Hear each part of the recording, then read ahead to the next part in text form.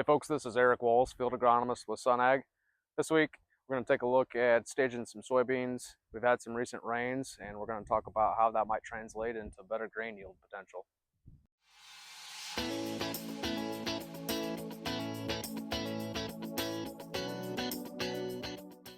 So some of us may be getting itchy to know what kind of yields we have out there. And to take yield estimates, we want to take rows around by length times our harvest ears.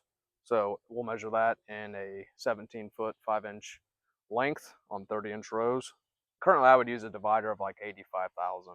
So if you have 18 around times 34 long times your ear count, which could be 30 to 35,000, whatever it's going to be, and then so multiply those three variables and then divide that by 85,000, and that kind of gives you a yield guesstimate for that specific area. So for this particular ear, 18 around by 34 long at 31,000, and again I'm going to divide by 85,000. It comes out to 223 bushel. Taking a look at current growth stages, we got the 114-day corn here that was planted middle of May. And looking at the stage on it, I would call it R4, so it's at a dough stage. Our middle of May planting, 110-day corn, would be at R5, so we can already see some denting taking place on most of the ear. And we'll take a look at the milk line layers as well. But R4 corn would be at like 70% moisture at the beginning of R4, and then at the beginning of R5 will be around 60% moisture. So we've got a ways to go before we get to that black layer, which is 32%. Just also want to talk about disease. So we're seeing more incidents of gray leaf spot. I've yet to find any that have reached a threshold from the ear leaf on up, but just know that there's more out there. Guy needs to keep an eye on tar spot. Not seeing much of that either, but just keep an eye on it. There's a lot of grain fill yet to take place, so as we'll see in some of these moisture contents, they're still pretty high. R4 to R5 corn still has a ways to go yet to finish out. Corn rootworm beetle traps the numbers have been very low on that, so that's a good thing in this area. Tip back, we'll see some pictures of that in the corn this week. Tip back can be caused by numerous things, but we've been cloudy for a lot of days, and then the heat that we've had. Not much you can do about it, but just know if you come up short from what you thought you should have been, those might be some factors as to why that was. Just going to take a look at staging some soybeans here, and you can obviously see we're in pod stages, so or at least R4, maybe more than that. I've pulled back some of the petioles and leaves to go down. We want to count down to the fourth one, so right in here. And we'll look at this closer. For me, it's easier to hold it up to the sunlight to see. But currently the soybean's not filling the entire pod, so there's a little bit of space in there yet. So we're going to call this bean plant's at R5.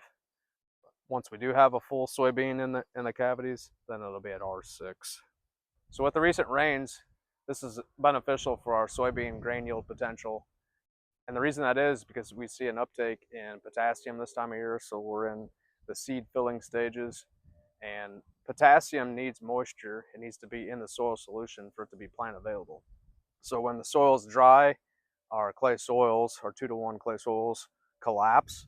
And if there's a potassium ion between those clay layers, it's not going to be plant available. So we get excess moisture that hopefully swells that clay particle back up and allows that potassium ion to be available comes back into soil solution and be potentially more plant available. So that's why August rains are important for soybeans. It has more to do with the timing of the rain and that need for more potassium.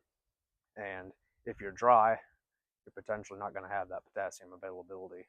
Micronutrients that I don't really talk much about that are also in greater need this time of year would be boron, manganese, and zinc. You can take a tissue test or a sap analysis. Sap analysis would be more accurate because that shows exactly what's in the plant at that time. Use those results and make a foliar recommendation based off of that. I've already mentioned it in the corn crop. Cloudy days are detrimental to that, but they're also detrimental to soybeans in addition to the heat. So We need sunny days for these trifoliates to capture as much sunlight as possible, which gets converted into sugar and then eventually starches, which are translocated to the pods on that node. So this set of trifoliates is feeding this set of pods here, or 4 pods. So if it's missing or if it's been chewed up quite a bit, which these have not, that reduces the amount of sunlight that we can harvest and to help feed that pod to make it a bigger seed. So with these recent rains, we're seeing our soybean plants start to lodge. Rains and wind both. Quite a bit of wind that came with a couple of storms, but soybean plants are starting to lodge, and unfortunately we're starting to see what kind of a crop of water hemp we have out there. So that wraps it up for this week's edition of Fieldside Chats. You notice I'm in an alfalfa field, which is something that a guy could get out and soil test, hint, hint, or winter wheat. And next week, the plan is to stop by a soil testing lab and see how that process works from the check-in to the final results. So appreciate you watching, and we'll see you next time.